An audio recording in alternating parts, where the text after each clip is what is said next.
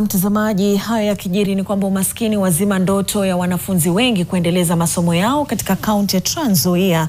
Hii ni kufuatia ukithiri kwa umaskini katika wodi ya Watailuk, eneo bunge la Kiminini. Na baadhi ya viongozi wameanzisha mpango wa kutumia hafla za michezo ili kuchangisha fedha za kuwasaidia wanafunzi werevu ambao wameshindwa kuendeleza masomo yao. Mwakilishi wadi wa eneo hilo Furaha Lusweti amedokeza kuwa michango itakuwa ikiendeshwa kila mwaka ili kuwafadhili wanafunzi hao kuendeleza masomo yao.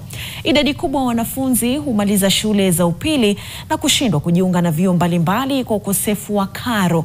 Aidha, wanafunzi wenyewe wamedokeza kuwa ufadhili huo utakuwa mwanga kwa ndoto zao.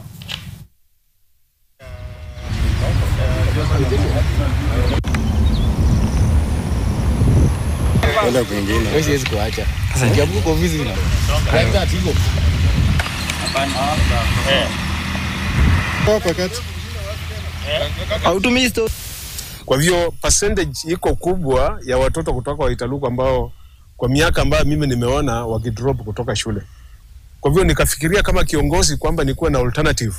Ndio maana nikafikiria kwamba nikuwe na fundraising activity ambayo ninaenda kuwa nayo kila mwaka, kuwaomba wahisani kutoka marafiki ambao wanatoka area tofauti tofauti na wakaaji wa Watailuk ward kama residents, kwamba kama tunaweza kuweka pesa yetu pamoja tutengeneze ile fund ambayo kikapu ambayo tutakuwa tunatoa pesa ndani kusaidia hawa watoto. Wengi tumeishia tu kwa miadarati na vitu vingine, lakini vile mheshimiwa aliamka na akaona atusaidie, tumejitoa kwa wingi, tuko pale shuleni na tunahitaji tu mtusaidie tukaweze kuendelea na masomo. Pengine tutabadilisha ward yetu na tutabadilisha pia kizazi chetu.